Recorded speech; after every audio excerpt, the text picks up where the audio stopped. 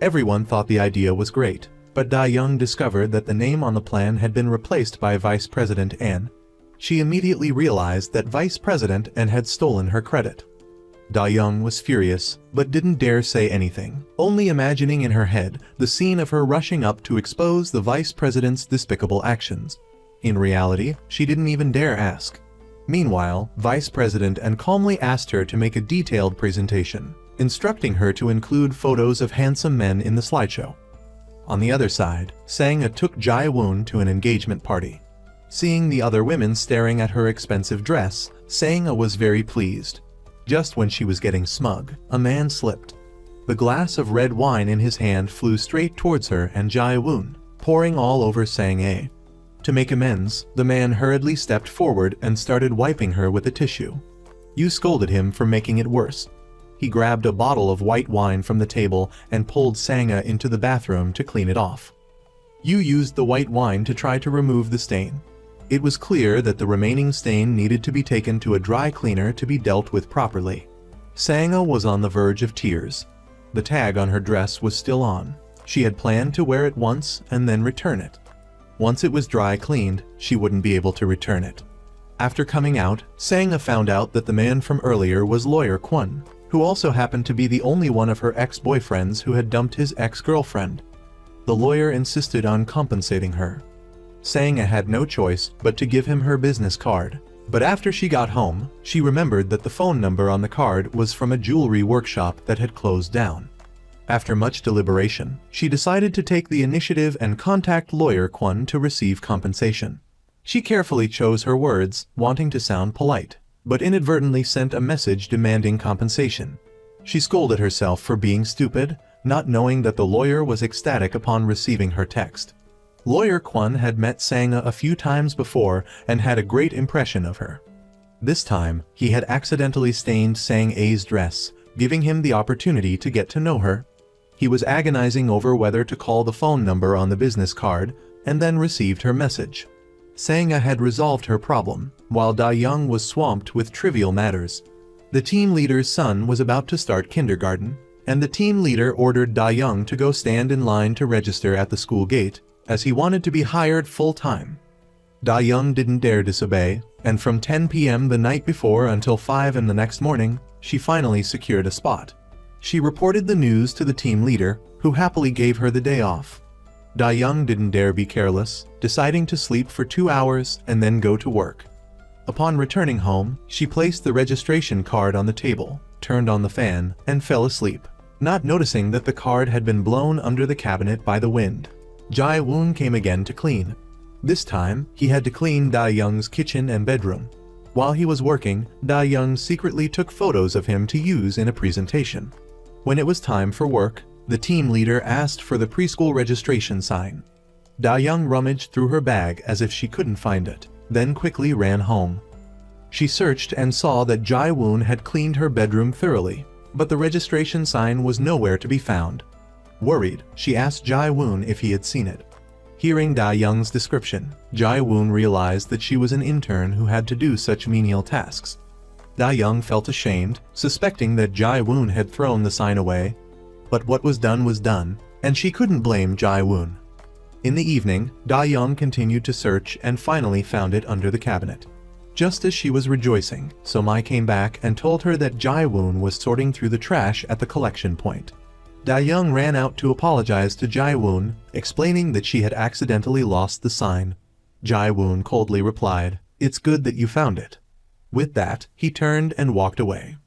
Da-young thought Jae-woon was angry. In her heart, she felt extremely guilty, because she still needed Jae-woon's help. It turned out that after seeing John's photos, Vice President An decided to invite him to be a model for an advertisement and assigned this task to Da-young. After what had just happened, Do-jang really didn't dare to approach John. Ironically, during the meeting, Vice President An presented the handsome housekeeper plan and received praise from her superiors. In the middle of the meeting, Da-young had menstrual cramps and ran to the restroom. By the time she came out, the meeting had finished. Her colleagues told her that Vice President An had announced in front of everyone that the handsome housekeeper was Da-young's idea. It turned out that last time, Vice President and put her name on the plan because she knew very well that the company would never give an intern an opportunity. If she had said from the beginning that it was Da Young's idea, it definitely wouldn't have been approved. Da Young understood Vice President An's intentions and expressed her gratitude. Vice President An asked her to go find Jae-woon to discuss a collaboration immediately. Da Young, enduring her cramps, led Vice President An to find Jae-woon. Before that, she had asked the director to convey her intention to collaborate to Jae-woon. Vice President An got straight to the point, stating her purpose for coming. Jae-woon wasn't at all interested in filming an advertisement, but he noticed that Da Young's face was very pale. While Da Young was in the restroom, Vice President An asked Jae-woon about his relationship with Da Young. Jae-woon asked the Vice President the same question. They were clearly superiors and subordinates working together, but the Vice President hadn't noticed that Da Young was sick or was deliberately ignoring it. Either way, it was unacceptable. Hearing Jae-woon say that, Da Young felt warmth in her heart. She wanted to try to stand up, but suddenly felt dizzy. Jae-woon immediately picked her up and ran to the hospital. A little while later, Da Young woke up. In the past, she had often had period cramps, and each time she only needed to rest for a while to recover. She was busy with work, didn't have time to go to the doctor, and was also afraid that she might have a serious illness, so she kept hesitating and didn't go. This time, she wanted to get the Roman 4 drip and go straight home. Jae-woon stopped her, insisting that she get a full checkup to find out what was wrong before leaving. The doctor diagnosed Da Young with menstrual cramps and prescribed birth control pills. When Jae-woon went to buy the pills with Da Young, they unexpectedly ran into Vice President An, who had just arrived. This made her even more convinced that they were a couple. On the way home, Da Young was very grateful to Jae-woon for helping her. Jae-woon didn't understand why, if she was struggling so much, she didn't just sell the house. This comment made Da Young remember when her father passed away. Her relatives had also urged her to sell the house to pay off debts, but she didn't want to lose the only thing her father had left her. No matter how hard things got, she had to keep the house. Saying this, Da Young thanked Jae-woon again. The house was as if Jae-woon had cast a spell on it, becoming both clean and tidy. Jae-woon couldn't bear to see Da Young living so miserably, so he reluctantly agreed to consider doing the advertisement. Jae-woon took Da Young home, and her other friends were very worried about her condition. Jae-woon, being the kind person he is, borrowed ingredients from the old man and cooked the girls a delicious dinner. All 4 of them praised Jae-woon's cooking skills. Jae-woon asked Sang-ae if the issue with the dress had been resolved. Sang-ae said she had scheduled a meeting with lawyer Kwon. Her best friend then made up a fairy tale about Cinderella and her prince, hoping Sang-ae and lawyer Kwon would become a couple. Today was the day of the meeting, and lawyer Kwon had researched dating tips online beforehand, preparing what to eat and what to say. He even walked Sang-ae all the way home, deliberately finding excuses to pass by her house from time to time. Da Young happened to run into Sang-ae while she was shopping. He greeted her enthusiastically, wanting to come up to her place for a cup of coffee, but Sang-ae was aloof, feeling embarrassed, and subtly turned down lawyer Kwon. She went home, put on sunglasses, and led him to the bar owned by Jae-woon's boss. Lawyer Kwon immediately recognized Jae-woon, the same person who had attended the engagement party with Sang-ae. That day, when he learned that Jae-woon frequently visited Sang-ae's house, he had asked about the relationship between the two. "He's not her boyfriend. He's my boyfriend." Jae-woon had to explain that he was only helping Sang-ae and her 2 friends clean up their house, hoping lawyer Kwon wouldn't misunderstand. Realizing that Sang-ae was using Jae-woon as a shield, lawyer Kwon said that doing so hurt him even more than being rejected directly. He openly admitted his feelings for Sang-ae, promising not to bother her anymore. Sang-ae had resolved her problem, but the lonely expression on lawyer Kwon's face as he left made her feel a pang of sadness. Meanwhile, Jae-woon officially agreed to film the commercial. Da Young was delighted and wanted to throw her arms around Jae-woon, but he immediately told her that the house was almost finished and that he wouldn't be coming anymore, reminding the 3 girls to take turns cleaning up. After Jae-woon left, the 3 girls quickly had a meeting. None of them were good at cleaning, and they didn't want to lose their housekeeper, who was both good at cleaning and cooking, like Jae-woon. So, they ultimately decided to chip in and continue to hire him. Sang pleaded with Jae-woon to help them. Jae-woon also didn't want his hard work cleaning up to go to waste, so he agreed.